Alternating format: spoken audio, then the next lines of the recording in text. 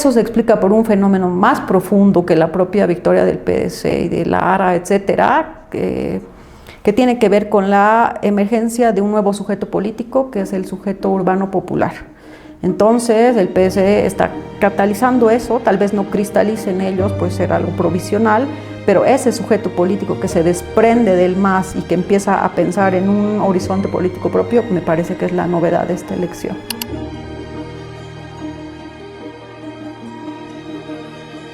Buenas noches, Luciana. Un gusto de tenerte en el podcast. No, gracias a ti, Denis, por la invitación. Para mí un gusto estar aquí.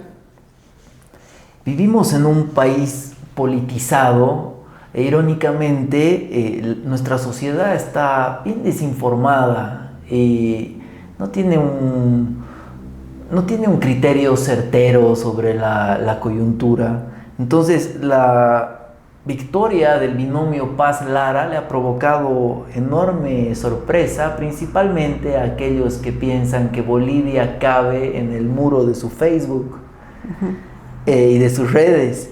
Nadamos muy cómodos en el pequeño estanque de nuestras redes sociales, interactuando con clones ideológicos que piensan igual que nosotros, que quizás tienen las mismas preocupaciones, que comparten los mismos prejuicios y odios viscerales.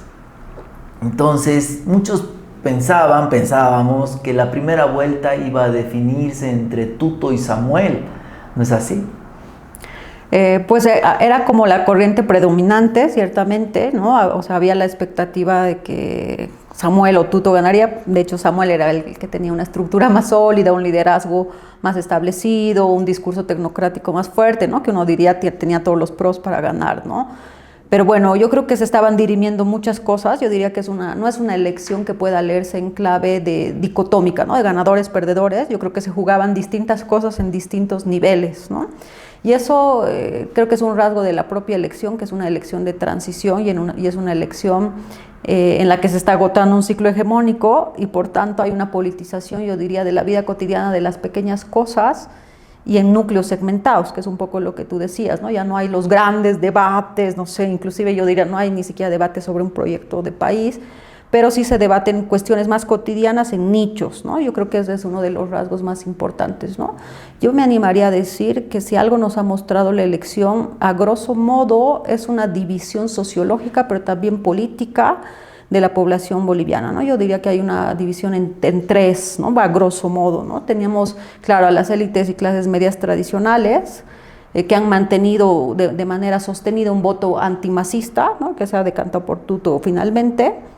Luego tienes a los sectores indígena campesinos que han sido aglutinados por el voto nulo de Evo Morales, que si sumas blancos nulos termina siendo la segunda fuerza.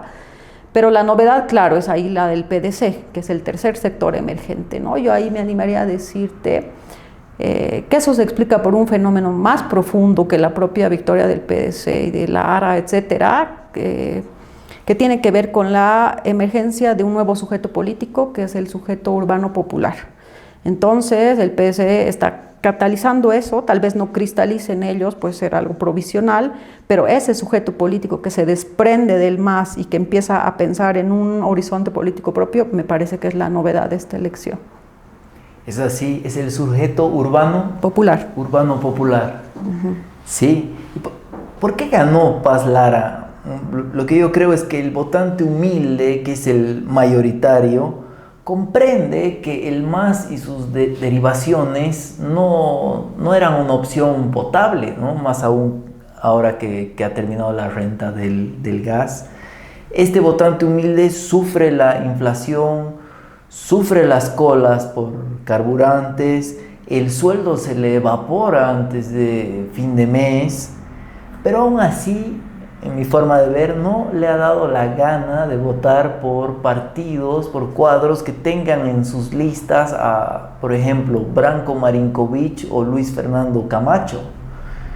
Es decir, antes de valorar la supuesta destreza económica de los candidatos Samuel y Tuto, el votante del sector popular mayoritario ha preferido votar por un candidato que no lo desprecie.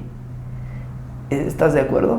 Sí, en parte estoy de acuerdo. Yo creo que ahí una parte de la pregunta la pones muy bien tú, y la otra es por qué no se decanta por Andrónico tampoco, ¿no? O sea, no se decanta ni por las élites tradicionales, Tuto, Samuel, pero tampoco por un votante ni siquiera nuevo del masismo, ¿no? O sea, yo creo que por eso yo pienso que es una suerte de tercera vía.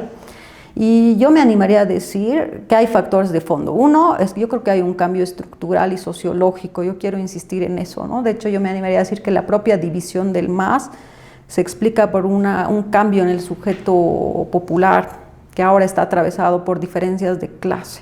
Entonces, donde lo rural ya no puede ir completamente de la mano de lo urbano popular, ¿no? O sea, si antes decías el sujeto popular, ahora hay muchos sujetos populares, ¿no? Atravesados por clivajes de clase, por clivajes territoriales. Inclusive si uno revisa la radiografía de las elecciones, y la radiografía del voto y la sociología del voto, te vas a dar cuenta que hay una división de que el votante aymara vota por el PS y el quechua por Evo, digamos, ¿no? Entonces ahí te está mostrando una serie de clivajes donde ya no se puede hablar de lo popular en términos de homogeneidad, ¿no? Eso creo que es su clave, digamos. Luego están estos factores más coyunturales, uno evidentemente es la crisis del MAS en todo nivel, ¿no? Una crisis de su proyecto estatal, que es un proyecto centrado en una matriz estadocéntrica económica que se agota con el ciclo del gas y no poder renovar ese tipo de matriz estadocéntrica. Después las propias divisiones internas del MAS que han acelerado esa descomposición. Yo creo que también hay una crítica muy fuerte a la burocratización y a la corrupción dentro del Estado y dentro del MAS, ¿no? Crítica a las dirigencias, a esa izquierda medio elitista, etcétera, que hacen que estos sectores populares se desmarquen. Y la pregunta viene ahí, ¿por qué no votan por el mejor proyecto, entre comillas, económico de Samuel o Tuto? Y yo, lejos de lo que se cree, yo creo que hay una racionalidad económica en estos sujetos urbanos populares, pero es una racionalidad económica distinta, ¿no? Porque le votan al que le dice no el neoliberalismo noventero del FMI, del Banco Mundial, sino este capitalismo, entre comillas, popular que promete el PDC. Y eso es importante porque le está diciendo, yo voy a nombrar tus dinámicas económicas, comunitarias, articuladas al capital, al contrabando, claro, al comercio informal, a la minería, toda esa economía popular que tiene una base capitalista también, pero es popular y en muchos casos hasta comunitaria. Esa es la novedad, ¿no? Una suerte de capitalismo comunitario popular. Y eso nombra el PDC. Una identidad como más boliviana, ¿no? No está importando recetas extranjeras y está dando un viraje tal vez no de 180 grados, sino así como de 45 grados que puede interesarle más a la mayoría de la gente. Sí, o sea, yo ahí diría que de entrada hay una crítica antielitista que es transversal a la izquierda y a la derecha, ¿no? A la izquierda por este proceso de burocratización que te decía, pero a la derecha no solamente en términos políticos, sino sociales, ¿no? Esa élite blancoide de los 90, etcétera, que no queremos que vuelva al Estado. Es decir, hay una lucha, yo me animaría a decir, por preservar un grado de autogobierno y autorrepresentación, por un lado, ¿no?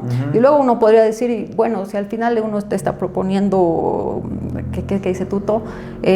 Capitalismo de los propietarios todos, sí, etcétera, y otro capitalismo popular, pareciera no tan distante, ¿no?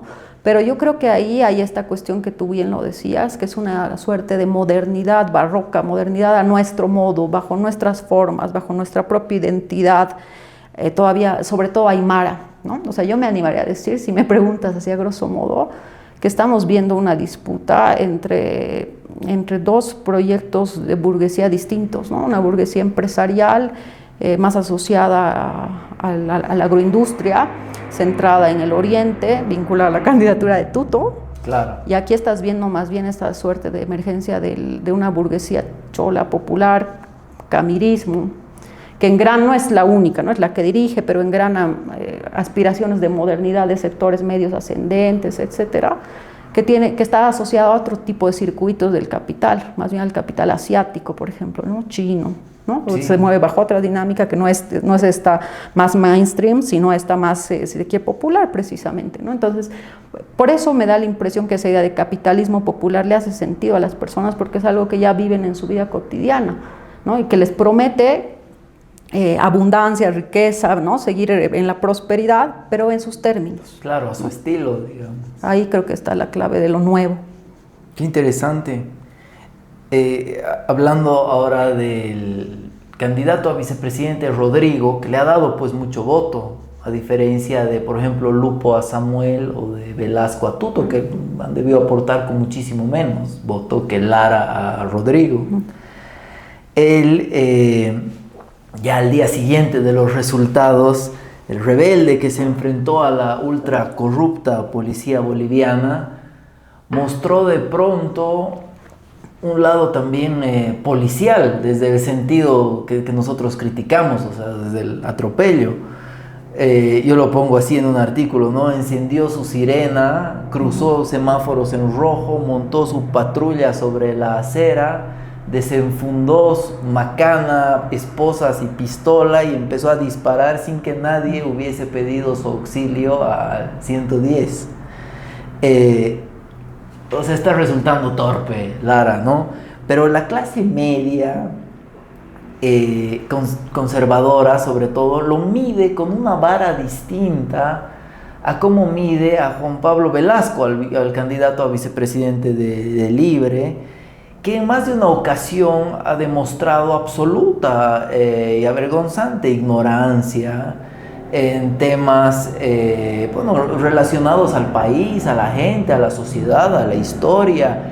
Él resulta demasiado ajeno a la realidad nacional, pero la clase media se ha indignado muchísimo menos con él que como se indigna contra Lara. Entonces yo identifico ahí, es fácil de ver que hay un contenido también racista, ¿no? Se lo concibe, ¿no? Como a un cholo alzado, como a un Paco ignorante. ¿Crees que es así? Sí, definitivamente. De hecho, hay una categoría en ciencia política que se llama antipopulismo. El antipopulismo quiere decir el odio visceral a las formas plebeyas de la gente, ¿no? Que les molesta esas formas burdas que no están dentro de los cánones y las normas establecidas, la estética, los gustos, ¿no? Que es una suerte de prejuicio también de clase, ¿no? Y puede ser transversal a Evo como a Lara, por ejemplo, ¿no? Pese a todas las diferencias que podemos tener. Claro. Yo creo que de antemano hay eso, ¿no? Pero yo creo que eso, en lugar de ayudar a explicar, lo que hace es encubrir más bien, porque me da la impresión que es precisamente esa figura disruptiva, auténtica al mismo tiempo, ¿no? Pero también esta figura del, qué sé yo, una suerte de héroe popular, ¿no? Que se muestra tal como es, que claro. ¿No? O sea, uno puede cuestionar por otras cosas, etcétera, pero a la gente parte de eso le gusta, ¿no? O sea, la gente que ha votado por él es porque se ha identificado por él, ¿no? Yo ahí me animaría a decir, yo no disocio a Paz de Lara, ¿no? Hay muchos que te dicen la victoria es de Lara. Yo pienso que no, que ha sido una combinación de los dos. Sí, yo creo que hay una suerte, yo le llamaría una suerte de tecnopopulismo, que es una combinación de técnica más populismo. Ajá. ¿Por qué? Porque de alguna forma me parece que a Lara tampoco le hubiera bastado solo. Es decir, el perfil, digamos, moderado, tecnócrata, etcétera, consensual, yo qué sé, lo pone Rodrigo, y Lara pone el componente populista, ¿no? Y ahora voy a entrar en por qué Lara, digamos, ¿no? Pero yo creo que esa combinación es la que ha permitido que tenga una capacidad de atracción de votos, ¿no? La combinación, yo no lo separaría. Sí me da la impresión que Lara condensa varios sentimientos, ¿no? E identificaciones de los sectores populares, algunos más progresivos y otros más regresivos, ¿no? De entrada es esta posición, ¿qué te puedo decir?, contra el abuso de poder. Es un ciudadano común que se enfrenta al abuso de poder, como mucha gente siente que en su vida cotidiana sufre el abuso de poder. Eso genera identificación. Además de la policía, ¿no? En un principio, la institución más desprestigiada para mí de la sociedad. Claro, totalmente. Pero tiene el otro lado, que tú de hecho ya lo decías antes, que hay un lado fuertemente moralista, ¿no? Hay un componente moralista, incluso religioso, ¿no? Si uno le sigue a Lara, sí está en el discurso, ¿no? Que es parte también de los sectores populares, porque los sectores populares no son inherentemente progresistas, ¿no? Tienen contradicciones internas, unos más progresistas que otras, etcétera. Pero Lara también me parece que ha tocado una fibra que de hecho el Chi ya lo había tocado en 2019 y como que se iba presentando de un u otro modo esta corriente, pero es esta posición fuertemente moralista, ¿no? Que dice una suerte de, te dice una renovación moral, regeneración moral del Estado, ¿no? Porque está de alguna forma corrompido y hay que de alguna forma purificarlo, ¿no? Honestidad y qué sé yo, ¿no? Entonces hay todos esos valores, algunos por eso te digo más progresivos y otros regresivos, me da la impresión que Lara los condensa, ¿no? Yo sumaría ahí el factor de la identificación, ¿no? Esto de que es un ciudadano común no es de ningún tipo de élite, claro. Y eso a la gente le gusta. Entonces, respecto a lo que tú decías de Juan Pablo Velasco, yo creo que esa mirada elitista es precisamente lo que le hace ganar a Lara, pues, ¿no? El no entender qué sentimientos, identidad está catapultando encubre lo que en realidad es, ¿no? Y yo coincido contigo en el que hay evidentemente una doble vara, y es porque precisamente el origen sociológico, el perfil sociológico de Juan Pablo viene precisamente de las élites tradicionales, ¿no? Donde hay muchas cosas que se encubren, se avalan, ¿no? Si uno hace un rastreo mediático se va a dar cuenta de eso, ¿no? El tratamiento es completamente distinto, ¿no? Pero yo creo que no tiene tanta repercusión en los sectores populares donde la agenda y discursos se construyen en TikTok. Claro, y además los excesos de Lara, claro, no son tan censurados, más bien pueden ser motivo de aplauso, pueden ser motivo de felicitación, o sea que él le ofrece cárcel a su candidato a presidente, él dispara así un montón de petardos, a veces sin respaldo, ¿no? Uh-huh. Pero como tú dices, eso no tiene repercusión más bien en el en su enorme, sí, en su enorme base, digamos, ¿no? La que vota por él. Uh-huh. Ahora aquí me parece también irónica la crítica contra él, que por ejemplo, ¿no? Dice que su propio presidente él metería preso, porque ¿acaso no pedíamos todos mano dura contra la corrupción? Pedíamos, y es lo que él está ofreciendo a su manera, ¿no? No hayas que hay una ironía, una contradicción ahí en la crítica de la clase media contra Lara, o sea, más bien por ofrecer la mano dura que nosotros pedíamos. Sí, definitivamente, es que siempre es mano dura respecto a quién, ¿no? Yo creo que diría que en general hay un sentido común fuertemente punitivo en la sociedad y en todas las capas sociales. Y eso tú lo puedes ratificar en eventos sencillos, como por ejemplo lo de Yayagua, no sé si te acuerdas, ¿no? O eventos así donde la gente le dice pongan orden, metan bala, castiguen, ¿no? Es un poco claro. La lógica. Y toda esta lógica punitiva yo creo que es transversal a todas las capas sociales, pero la cosa es a quién respecto a quién, ¿no? Y me da la impresión que muchas veces las élites tradicionales, etcétera, tienden a privilegiar un discurso institucionalista para las cosas que más o menos les convienen, ¿no? Uno diría que de algún modo se están enfrentando ahora mismo dos formas de hacer política, ¿no? Que es esta forma, entre comillas, institucionalista de Tuto Quiroga, entre comillas, porque Tuto también tiene ahí algunos episodios así, ¿no? Como sí. Ahora como que se está moderando, pero bueno, es esta lógica como más institucionalista, y la de Lara es una vía más populista, ¿no? Yo te decía por eso tecnopopulismo, porque trae esta vía de el poder lo encarno yo. Esa es la vía populista, ¿no? La personificación del poder, digamos, ¿no? Que es lo que Lara te promete, ¿no? Yo creo que efectivamente, claro, eso a muchos votantes de las clases medias, tal vez inclusive de algunos sectores populares urbanos, les puede alejar un poco porque hay una campaña mediática sobre eso, ¿no? Pero yo creo que a otros sectores más bien eso es precisamente lo que les convoca, ¿no? Incluso estando en desacuerdo con él, pueden admirar que sea un candidato, por ejemplo, auténtico, etcétera, ¿no? O sea, yo le cuestionaría muchísimas cosas, pero estoy tratando de explicar por qué la gente se identifica con él, ¿no? Y más que eso, me parece que en esta segunda vuelta lo que va a primar es lo anti. Entonces, sobre todo Paz y Lara expresan el voto anti-Tuto, anti-élites tradicionales, blancoides, ¿no? Y en ese sentido hay mucha gente que incluso sin estar de acuerdo con Lara va a votar por el PDC por no votar por Tuto, por ejemplo, ¿no? Y a la inversa también, ¿no? Porque está claro, o sea, de alguna forma uno diría que la elección está de alguna forma reeditando por su naturaleza, más que porque exista ya una lógica polarizada, porque la elección es de alguna forma dicotómica, esta elección, la de la segunda vuelta, entonces te obliga a ese escenario de elegir o uno u otro, ¿no? Entonces, pero creo que ahí, y lo decía Fernando Molina muy bien en una columna, se están enfrentando cholos versus señoritos, y a mí me parece perfecta esa caracterización, porque si uno la piensa, todos son ahí votos identitarios, ¿no? O sea, yo tengo muchas críticas a los que creen que solamente votan de forma identitaria los sectores indígenas urbano-populares. Claro. El voto identitario de Tuto es completamente identitario, ¿no? El mismo perfil sociológico del votante y del candidato, ¿no? Y lo mismo está sucediendo al otro lado. Gente que se siente más cómoda al votar, no sé, por su compañero de escuela, por el pariente de un amigo, por el socio del club. Claro, el voto identitario va de los dos lados. Sí, definitivamente, ¿no? O sea, ahí te das cuenta con más claridad qué sectores sociales están catalizando cada uno de ellos, ¿no? Yo te decía, hay una suerte de burguesía popular chola emergente que quiere hacerlo a su modo, y ahí tienes una burguesía blancoide tradicional del agro, oriente, el otro lado Tuto, ¿no? Y los perfiles engranan perfecto, ¿no?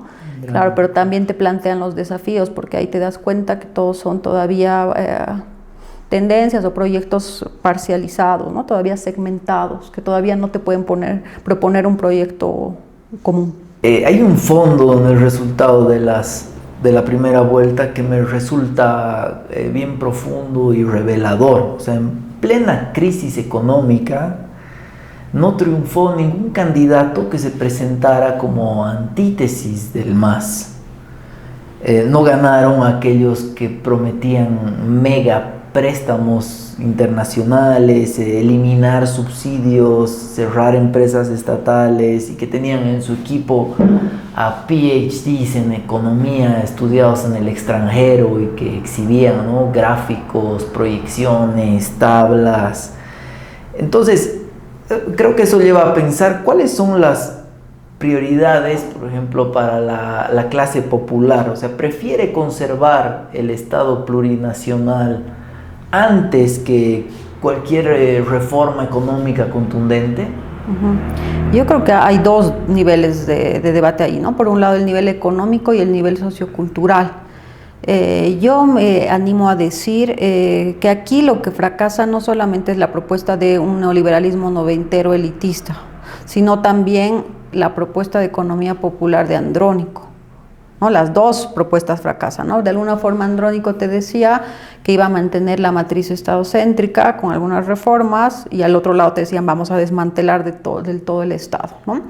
Y a mí me da la impresión que progresivamente se va instalando la tesis, que yo creo que cada vez se hace más hegemónica, es de que hay una suerte de consenso de que hay que racionalizar el Estado y reducir el Estado. Yo creo que eso está, ¿no? Más allá de lo que nosotros opinemos sobre eso, ¿no? Pero yo creo que ese consenso social está, y si tú miras todos los candidatos, incluido por ejemplo el propio Andrónico, han propuesto eso, ¿no? Una racionalización del Estado, algunos un desmantelamiento. Pero los sectores populares me da la impresión que quieren preservar el control del Estado sobre áreas estratégicas. Yo creo que hay un consenso muy sólido, y también por las propias propuestas de Paz y de Lara, que siempre anda prometiendo bonos, que ya has debido ver. Casas de 2 pisos. De todo, pero eso a la gente también le importa, ¿no? No sé si en esta dimensión de estas propuestas un poco demagógicas, pero otras más concretas, como mantener el bono dignidad, salario universal para las mujeres, etcétera, que es que aunque el Estado pueda reducirse, se mantenga una política de alguna forma asistencialista, por lo menos a estos grupos vulnerables, ¿no? Yo creo que la gente, ese votante que ha votado al PDC espera eso, ¿no? Es decir, sabe que se va a hacer un ajuste, pero hay cuestiones que no se deben tocar, ¿no? Incluso yo me animaría a decir, por eso te decía hace un momento, hay una racionalidad económica ahí, porque si tú revisas a Lara y al propio PDC, andan prometiéndoles cosas vinculadas a la economía popular. Les dicen, por ejemplo, reducir impuestos, que la aduana, ¿no? Cosas que al votante de clase media tradicional probablemente no le hacen sentido, ¿no? Y uno dice, ¿por qué no elegimos, no sé, al FMI, algo que suena más coherente? Pero esta otra agenda, ¿no?, más vinculada a la realidad de estos sectores económicos, les hace sentido y tiene una racionalidad económica, si tú la piensas, ¿no? Sí. Entonces me da la impresión que han votado por eso, ¿no? Es decir, no están dispuestos tampoco a un desmantelamiento radical del Estado, ¿no? Yo creo que esa es una constatación, pero también me animaría a decir que tampoco están pensando ya en el modelo estatista, completamente estatista del MAS, ¿no? Hay ahí un desprendimiento también. Yo creo que hay también intereses económicos ahí, estoy pensando en la minería, en el contrabando, etcétera, que también están cada vez más vinculados al capital transnacional asiático y tienen sus propias lógicas. Y luego está la dimensión de lo plurinacional que tú decías, ¿no? Y ahí hay otro debate, porque si tú te das cuenta, otro de los elementos que se ha abierto en esta coyuntura desde el 2019 hasta ahora es la disputa por el significante nación. ¿no? Es decir, este debate entre república versus Estado plurinacional, ¿no? Que uno diría es un debate pasado, pero no, todo lo contrario, ¿no? De hecho, tú has visto las elecciones pasadas, Tuto, por ejemplo, Manfred también te proponían abiertamente volver a la República, por ejemplo, ¿no? Y hay otros que te dicen, como el PSC, incluso Samuel, no, vamos a preservar el Estado plurinacional con algunas reformas constitucionales, etcétera, pero se va a preservar. Yo creo que esa disputa está abierta y es una disputa de larga duración. Eso no se va a definir ni siquiera en esta elección, porque es en el fondo una disputa sociocultural y étnico-racial entre estos grupos sociales que discutíamos, ¿no? Hay un segmento social que quiere volver a posicionar al sujeto mestizo como núcleo de la construcción nacional, ¿no? Quiere que vuelva a ser la Bolivia mestiza, republicana, ¿no? De la matriz republicana. Hay eso claro. Está muy vigente, yo diría cada vez más increciendo. Yo no lo pienso como algo del pasado, ese es un error, ¿no? La memoria se reactualiza, responde a contradicciones contemporáneas, digamos. Y por el otro lado, tú tienes un segmento social que defiende lo plurinacional, y eso se ve con mucha claridad en la defensa de la Huipala del 2019, ¿no? Que más allá del MAS, hay unos sectores populares que no están dispuestos a renunciar a ese reconocimiento y empoderamiento político-cultural, ¿no? Y eso se traduce en la plurinacionalidad. Quizás la diferencia ahora estriba, que me da la impresión que ahora es lo aymara en específico que quiere hegemonizar la nación, ¿no? Darle sentido a lo nacional, estoy queriendo decir, ¿no? Pero me parece que esa disputa no está abierta. Pero sí me animaría a decir que las posibilidades de reversión del Estado plurinacional no son muchas. Yo creo que hay un consenso social de que hay logros que se han avanzado y se han consolidado que no pueden regresar, ¿no? Que no pueden ser revertidos. Yo creo que hay un piso común, ¿no? Y de hecho, si tú la piensas, el hecho de que Tuto Quiroga se esté moderando, esté tratando de acercarse a los sectores populares, es una muestra de eso, ¿no? De que yo creo que algo que te muestra esta elección es que hay un sector popular empoderado que más allá de su posición de izquierda o de derecha, no está dispuesto a volver atrás, ¿no? Ya no puedes pensar la Bolivia sin el sujeto urbano popular, ese es el legado, digamos, ¿no? Entonces, por eso estos discursos republicanos son latentes, radicales, permanentes, pero no tienen capacidad de irradiarse, ¿no? Pero aún así, yo me animaría a decir que esa querella por la nación, por nominar la nación, está abierta. Está abierta. ¿Y cuáles crees tú que sean las prioridades para el votante de clase media? Hemos hablado ya del votante del sector popular, pero el de la clase media, que es más conservador, creo que, claro, o sea, las reformas económica y judicial, que es tan importante, realmente debería ser un tema de acuerdo transversal también. Creo que están por delante, ¿no? De la preservación de un Estado plurinacional en el que, claro, nunca se han sentido muy cómodos. Uh-huh. Sí, yo ahí me animaría a decir que hay clases medias en plural, ¿no? O sea, porque de hecho uno de los legados del proceso de cambio es que ha dislocado la clase de la etnicidad. ¿Qué quiere decir eso? Que ser indígena ya no significa ser pobre, ¿no? Entonces puede haber indígenas de clase media, burguesías indígenas, burguesías aymaras, ¿no? Hay todo un campo teórico ahí, político, etcétera, para discutirlo, ¿no? Pero te estoy mostrando que ya no hay una relación de correspondencia mecánica entre clase y etnicidad. Ese es un legado del proceso de cambio. Y bueno, hemos hablado harto del urbano popular, pero eso ha tenido también sus propias repercusiones en estas clases medias tradicionales, ¿no? Yo creo que, bueno, yo he hecho hace un poquito una investigación sobre eso. Ya hay un fuerte sentido de desplazamiento de estas clases medias tradicionales, por varios motivos, algunos más legítimos que otros, ¿no?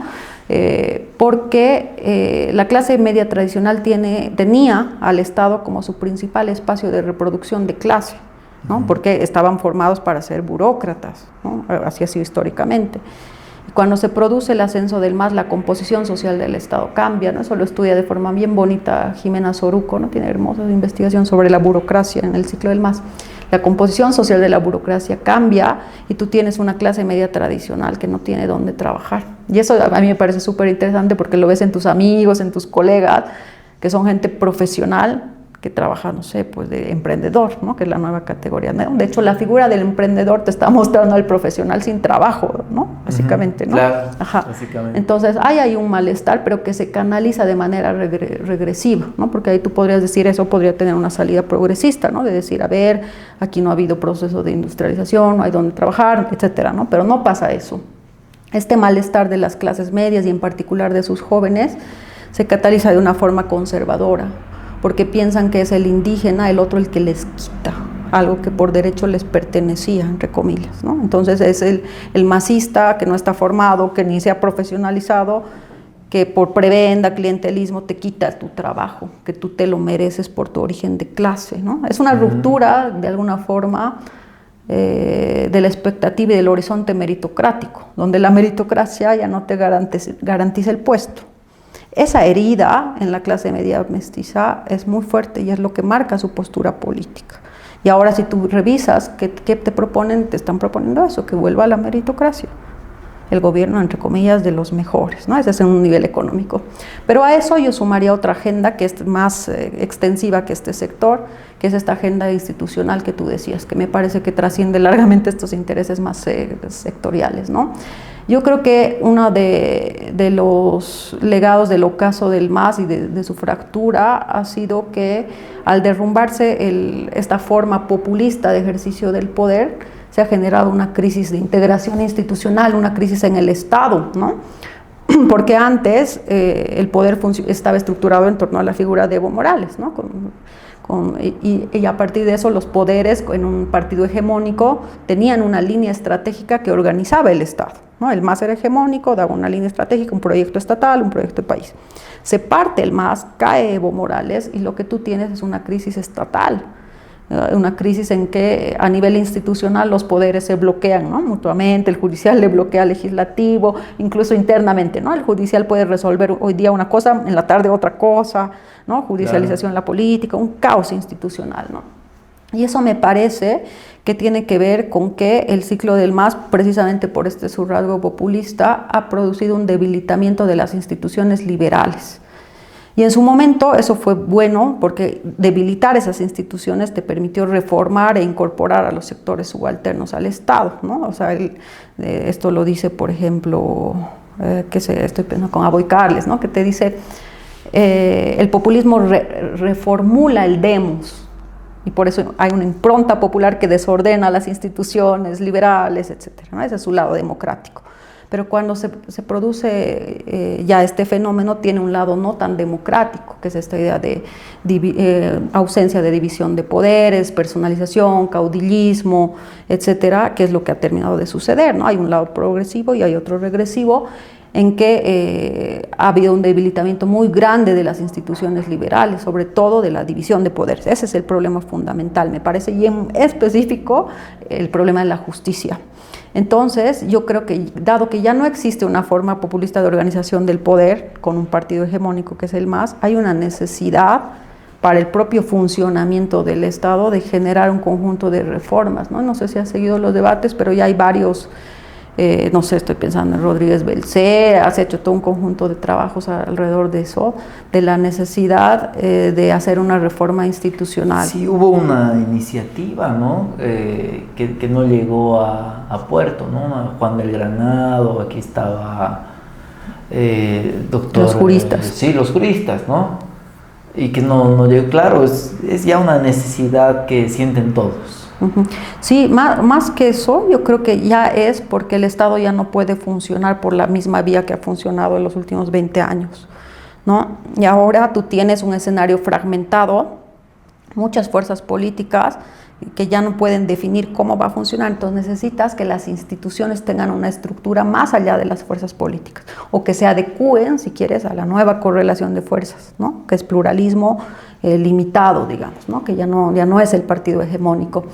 ¿Por qué es importante? Porque hay algunos que te dicen, bueno, a mí qué más me da las instituciones, pero el funcionamiento de las instituciones tiene un efecto directo incluso sobre la economía, y esto lo hemos visto ahora, ¿no? En el gobierno de Arce, cómo esta parálisis institucional ha generado todo un bloqueo de poderes y una parálisis decisoria del gobierno de Arce, ¿no? Donde ni siquiera era capaz de dar soluciones económicas, créditos, etcétera, porque precisamente se habían debilitado los poderes y el bloqueo impedía, ¿no?, tomar eso, ¿no? O sea, en el fondo lo que te estoy queriendo decir es que el funcionamiento del Estado tiene repercusiones concretas incluso sobre cómo se gestiona la economía.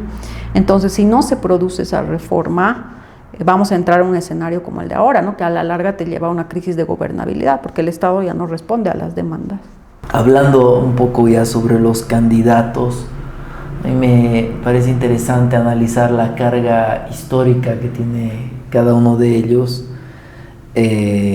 sobre todo porque, claro, hay ya una buena población de votantes jóvenes, ¿no?, que, por ejemplo, no conocen que Tuto fue vicepresidente del general Banzer, ¿no?, que en los 70s fue dictador, ¿no? Ya, bueno, en la década del 90 ya ganó las elecciones democráticamente.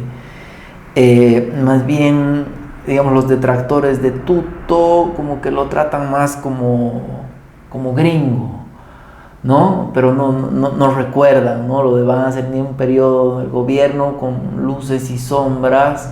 Pero bien polémico, Tuto tiene muertos en su gobierno. Hablando de Rodrigo Paz, mucha gente que no sabe, muchísima gente que no sabe que él es hijo de Jaime Paz y que no conoce, ¿no?, la historia de Jaime Paz. Es pues un personaje fundamental en la recuperación de la democracia, ¿cómo no? No tiene muertos en su gobierno, él promovía esto de coca no es cocaína y sí tiene unas acusaciones graves, ¿no?, de corrupción y de relación en su gobierno con narcotraficantes y demás.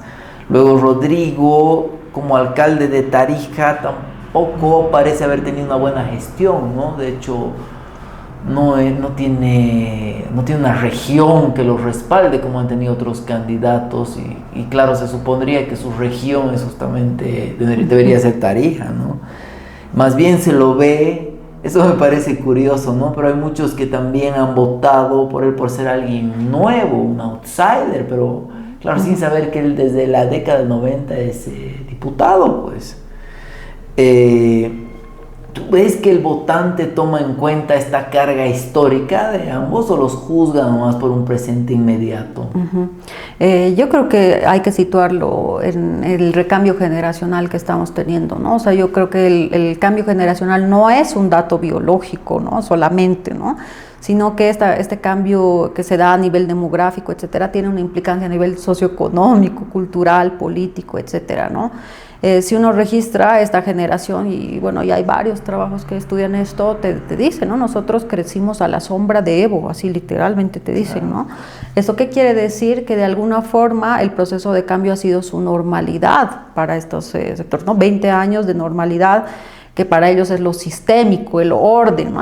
Y eso te muestra hasta las propias limitaciones del proceso de cambio, que ha dejado de representar el cambio, ¿no?, que se ha institucionalizado, burocratizado y que se ha convertido en el establishment y en el orden. La paradoja ahí es que estos jóvenes buscan opciones no necesariamente, digamos, de cambios más progresivos, etcétera, aunque hay algunas agendas también ahí, lo podemos hablar después, pero me da la impresión que su idea era precisamente romper con el statu quo, ¿no? Y el romper con el statu quo tiene que ver con romper con los dos, o sea, con la derecha tradicional, que para mucha gente ha sido funcional a la lógica del MAS, pero también con el MAS, ¿no?, con este ciclo del MAS. Claro, y ahí es curioso porque precisamente figuras como las que tú decías, con largo bagaje, además con cargas muy pesadas, con figuras muy cuestionables, aparecen como fenómenos nuevos, ¿no? Y la pregunta es ¿por qué, digamos? ¿Por qué puede aparecer Paz y Lara como outsiders, ¿no? Y a mí me da la impresión que la categoría de outsider, lejos de ser un adjetivo solamente, es una redefinición de las coordenadas para leer la política. Yo creo que eso es otro de los rasgos que ha cambiado en esta elección, porque en los últimos años, los últimos 20 años, la coordenada ha sido masismo-antimasismo, ¿no? Y ahí hemos estado en lógicas muy polarizadas además, ¿no? Lo que hace esta tercera vía, que podía ser DUM, podía ser el CHI, y bueno, fue por cosas de la vida el PDC, es redefinir esas coordenadas, ¿no? Y lo que te está planteando es una coordenada no en el eje horizontal izquierda-derecha, sino en el eje vertical, de abajo arriba. Te está diciendo ciudadano común, gente común versus las élites, por igual, ¿no? Ese tipo de de reorganización de la política es lo que le hace a Paz y Lara como outsiders, ¿no? O sea, no es un adjetivo, sino que está saliéndose de la forma en que estaba funcionando la política hasta ahora, ¿no? Yo eso diría, ¿no? Y creo que gran parte de su ventaja tiene que ver con que tienen un discurso distinto, y a pesar que ahora, por ejemplo, ahora es bueno para ver eso, ¿no? En la segunda vuelta tú ves a un Tuto tratando de polarizar otra vez, ¿no? Es decir, el PDC es el nuevo masismo, claro. Atrás está Evo, Lara es el nuevo Evo, ¿no? Hay como un discurso así, pero en realidad lo que el PDC te dice es integración nacional. Ya no queremos estar divididos, yo voy a unificar más. Bolivia, ¿no? La primera frase de Rodrigo Paz fue Bolivia, Bolivia, Bolivia, ¿no? Que es esta idea de nosotros vamos a gobernar por fuera de la polarización. Y yo creo que eso es lo que le permite ganar, ¿no? O sea, de hecho yo me animo a decir, por eso no gana Tuto, porque Tuto te plantea seguir jugando en la misma lógica que ya se ha agotado, y se ha agotado para todos los bandos, ¿no? O sea, para el propio MAS y para la propia derecha tradicional, ¿no? Yo creo que más bien ahora estamos viendo el surgimiento de una suerte de nueva derecha popular, ¿no? Esa es una de las novedades, ¿no? Y yo creo que, claro, si bien Tuto, Samuel, etcétera, han tenido unas elecciones competitivas, pero yo creo que esta puede que sea su última elección, ¿no? Precisamente por el cambio generacional, etcétera. Claro. Tienen muchas dificultades para irradiarse incluso a sus propios núcleos, ¿no? A sus propios sectores, porque son figuras que ya no representan la sociedad que tenemos actualmente, incluso en sus propios nichos, ¿no? Yo creo que este cambio generacional es transversal a todos los sectores y se expresa muy claramente en una demanda de renovación, y es una renovación no solo de caras o de figuras, sino de los lenguajes, de los discursos, de las identidades, de las formas de hacer política, ¿no? ¿Dónde se hace política? Ya no es en los medios tradicionales, en el celular, con tus, no sé, el TikTok, los podcasts que hablábamos, etcétera, ¿no? Es otra forma de entender la política y el futuro que ya no está pasando por estos sectores tradicionales, ¿no? Incluso en clave generacional. A mí me parece interesante esto que mencionas, ¿no? De la gente común contra los políticos tradicionales, ¿no? La gente común presentándose a una candidatura. Yo valoro mucho que la campaña que ha hecho Rodrigo, yo en un artículo le he llamado low cost, esa campaña, viajando en un auto durante años, ¿no? 2, 3 años, visitando pueblos, hablando con la gente. Aquí mismo al podcast él llegó en un auto con el parabrisas roto. Le habían tirado una piedra en Oruro, y de una manera súper módica. O sea, la gente de redes han invertido muy poco en redes sociales, en propaganda, en la tele, en la radio, en, no sé, pues gigantografías, en todo esto que se ha visto de manera excesiva del lado de Samuel y de Tuto, gastando fortunas que no tenemos. Aquí a mí me parece un indicio súper sospechoso de gastar tanto dinero en la campaña. O sea, huele a una inversión, ¿no? Que luego va a recuperar con dinero nuestro.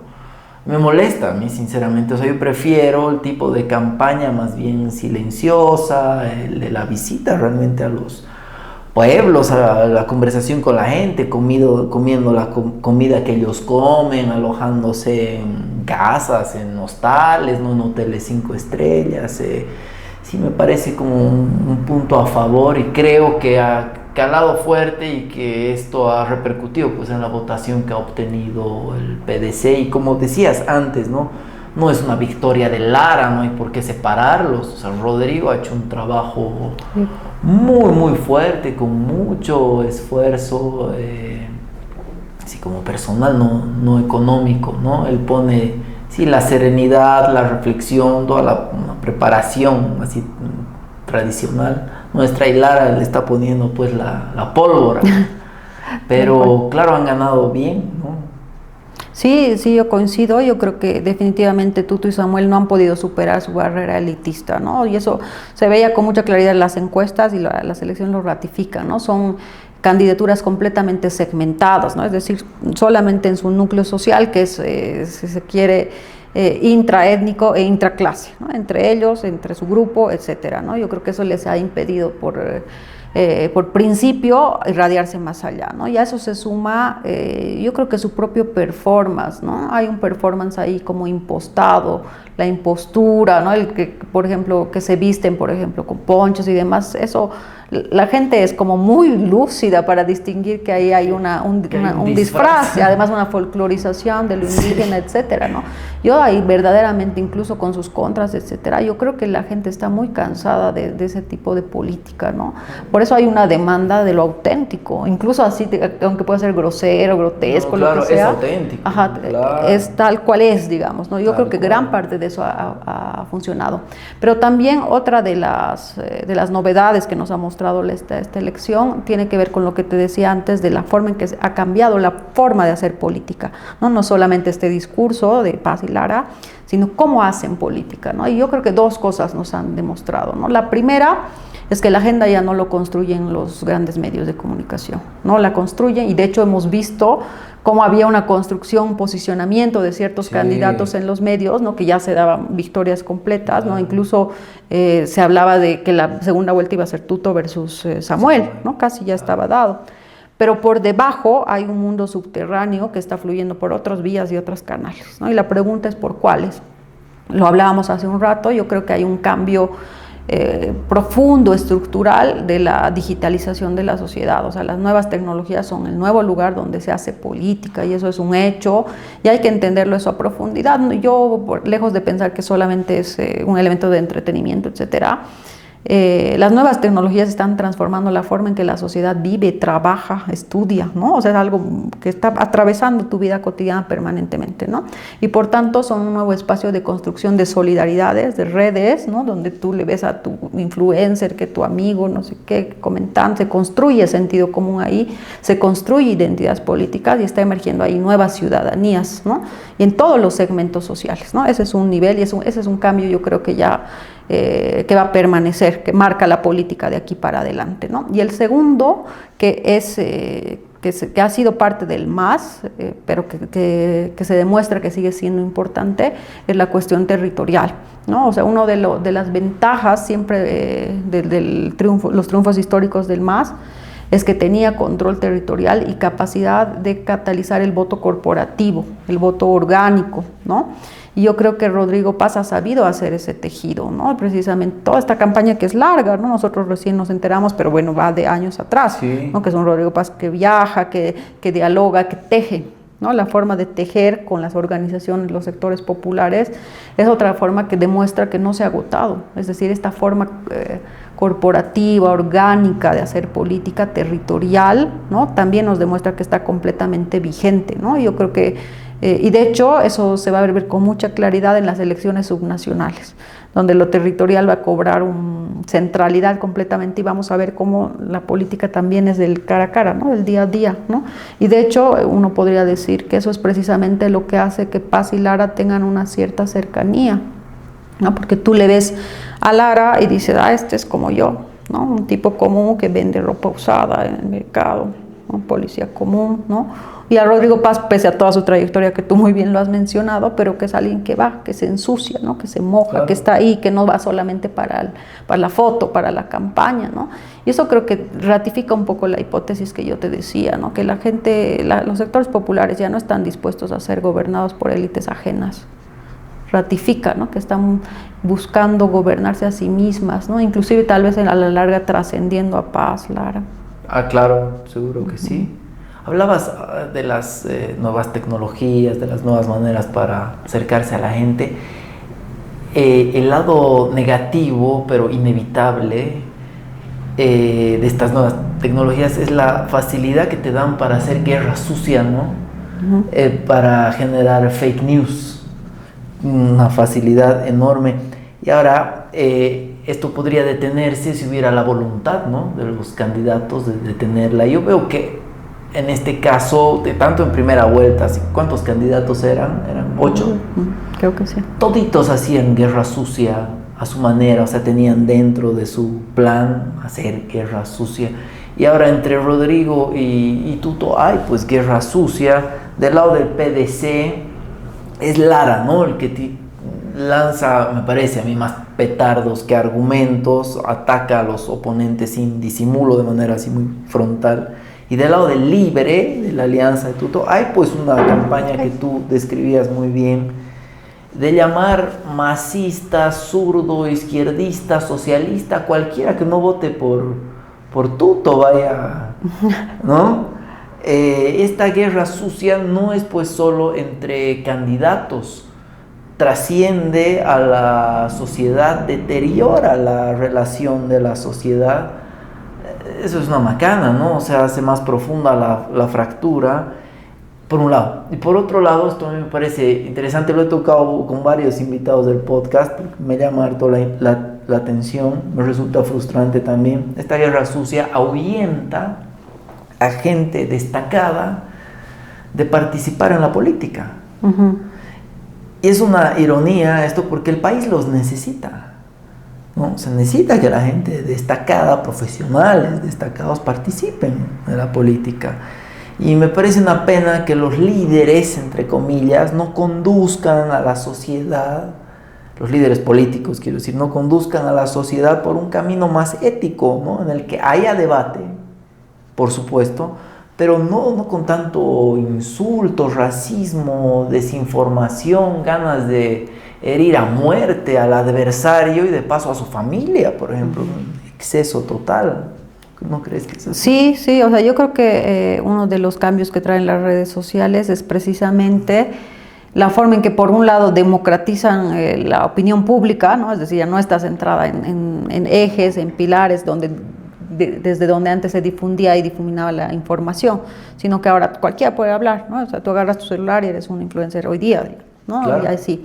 Entonces hay esa posibilidad de democratizar, digamos, de alguna forma la opinión pública. Ese es un lado positivo. Pero el otro lado es precisamente el surgimiento de la posverdad, ¿no? Que es precisamente ya no hay una verdad única, ¿no? Universal, si quieres, sino que hay muchos polos donde tú puedes decir tu verdad, así sea que la tierra es plana, y eso se ratifica por tu tribu urbana, ¿no? Y eso precisamente los algoritmos han demostrado que hay una suerte de clausura también, ¿no? De los públicos, donde tú ya eres incapaz, un poco tú lo decías, solo ves tu Facebook, tu TikTok y piensas que eso es el mundo, ¿no? Porque se reduce a tus amigos, a tu círculo social, a lo que tú ves, y ahí hay una suerte de movimiento endogámico, ¿no? Solo entre nosotros, a la interna, y ahí además nos atrincheramos, ¿no?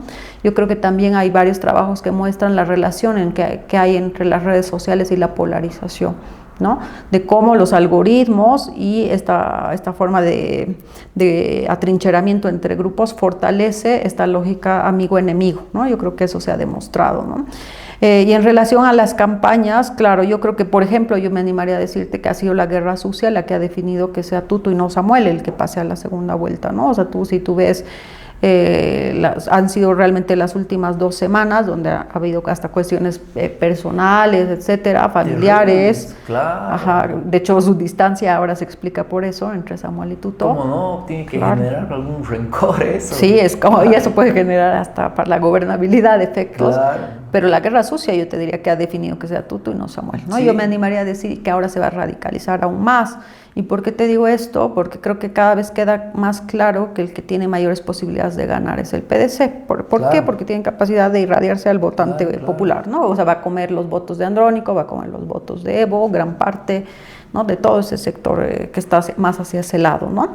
Y eso implica que Tuto Quiroga va a tener que hacer movimientos mucho más arriesgados, ¿no? De una suerte de patear el tablero para redefinir la lógica de juego. Entonces yo me da si araña, ¿no? Algún porcentaje. Yo creo que sí, que estoy yo muy segura de que las últimas semanas se va a endurecer, pero algo nos está mostrando eso, ¿no? A mí me da la impresión, para empezar, muestra que hay una vacancia en términos de la legislación electoral, ¿no? Hay un tribunal electoral que no ha podido ver cómo manejar, ¿no? De alguna forma las redes sociales, ¿no? Porque te dice, bueno, censura ciertas cosas, controla ciertas cosas, pero las redes sociales se le escapan, ¿no? Progresivamente, claro, y es el principal eje donde se hace la guerra sucia.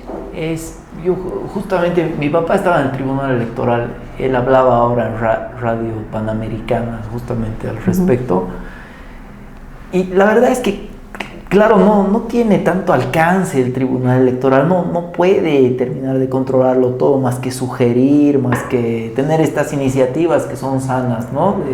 estos pactos de no agresión, cosas así, pero que no funcionan si no hay la voluntad real de ambas partes, ¿no? De ambos conductores, de frenar un poco, de ponerle un límite y de ser pues más éticos, ¿no? En la batalla. Sí, no, definitivamente se muestra, o sea, yo creo que hay una debilidad normativa, pero también de capacidad institucional, y bueno, el problema general de cómo regular las redes sociales, yo creo que es parte de todos los países ahora mismo, ¿no? Porque hasta dónde es libertad de expresión, hasta dónde se puede regular, ¿no? La cuestión ahí me parece es qué efectos está produciendo la guerra sucia en los votantes, ¿no?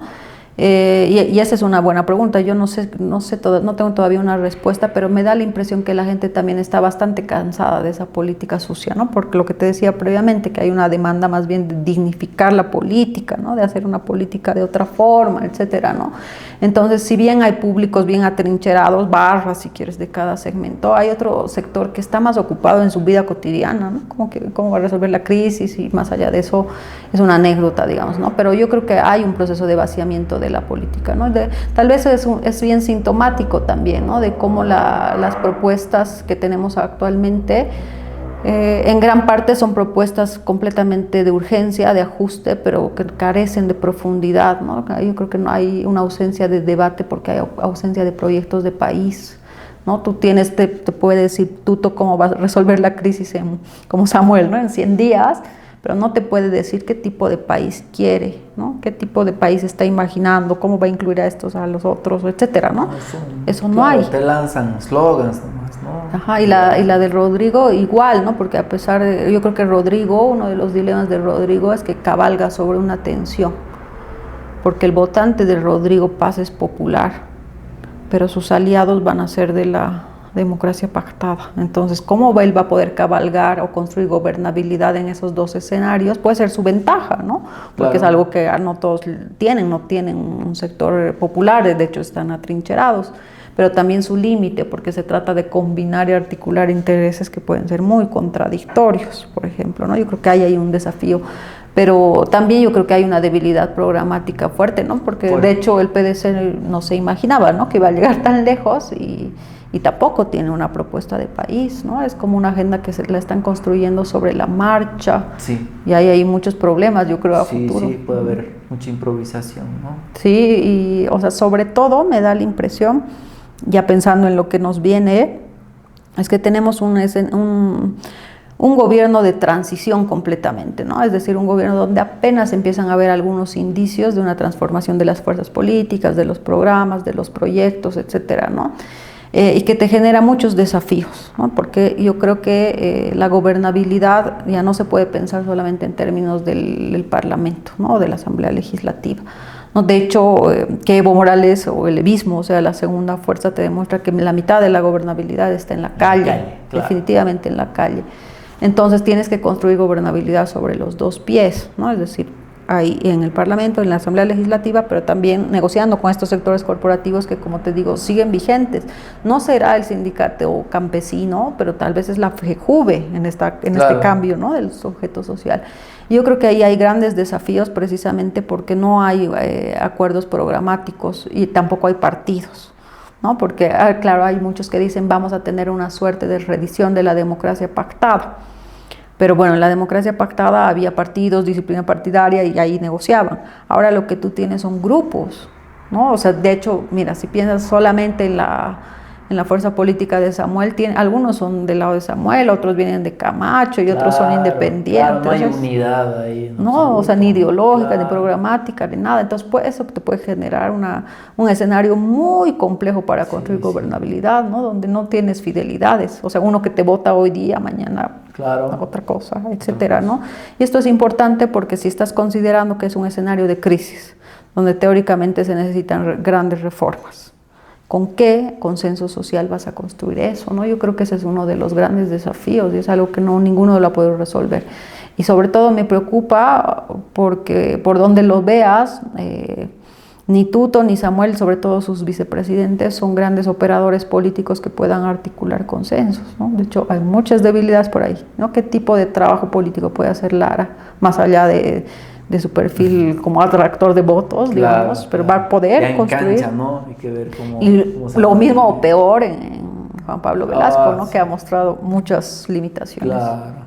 Me gustaría especular un poco sobre qué va a pasar en la segunda vuelta, es decir, Evo ha liberado el voto nulo, ¿no? O sea, para que voten por uno de los dos candidatos, pero es bastante lógico ya pensar que la mayoría va a votar, como decías, ¿no? Por el PDC.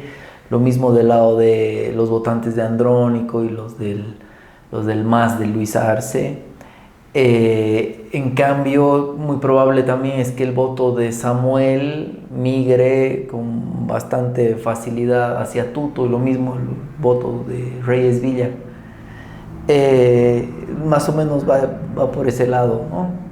Sí, yo coincido plenamente. Yo creo que Tuto tiene muchas limitaciones para pasar a otro segmento social, ¿no? Y yo creo que su campaña básicamente trata de cohesionar al antimasismo, ¿no? El antimasismo duro, y quizás ahí abrirse un poquito más a otros sectores que no están convencidos del todo con Lara, pero hasta ahí. Después, como te digo, tendría que hacer una jugada muy arriesgada para redefinir el tablero, ¿no? Ahí claramente el PDC tiene mayores posibilidades porque tiene un campo de irradiación mucho más grande, ¿no? Ahí quizás lo que me parece novedoso es que paradójicamente Evo Morales ha encontrado por primera vez un adversario que puede interpelar a su votante, ¿no? Que es el PDC. Es algo que nadie había podido hasta ahora, pero por primera vez, y eso se va a ver con más nitidez en las subnacionales, donde ya vas a tener otro tipo de candidaturas y otro tipo de liderazgos que ya le pueden hablar a los sectores populares más allá del MAS, ¿no? Trascendiendo largamente el MAS. Por eso te decía, se está redefiniendo el campo de juego, ¿no? O sea, es completamente un trastocamiento de esas fronteras del masismo y el antimasismo, ¿no? En todo caso, yo me animaría a decir que están precisamente esas dos clivajes en juego, ¿no? O sea, por un lado está Tuto, que va a tratar de instalar yo diría casi a la fuerza, la idea de masismo-antimasismo, ¿no? Asociando al PDC y a todo eso con el MAS y con Evo en particular, ¿no? De hecho, me da la impresión que hay últimamente una tendencia a posicionar otra vez a Evo en el discurso político, ¿no? Con una suerte de fantasma para espantar votantes, claro, qué sé yo, ¿no? Asociando a Lara con Evo, yo qué sé. Entonces, esa es una de las coordenadas que está poniendo Tuto para jugar la elección. Y la otra coordenada es esta de Rodrigo Paz y de Lara, ¿no? Que te está diciendo antiélite, anti toda la élite, ¿no? El pueblo común versus antiélite.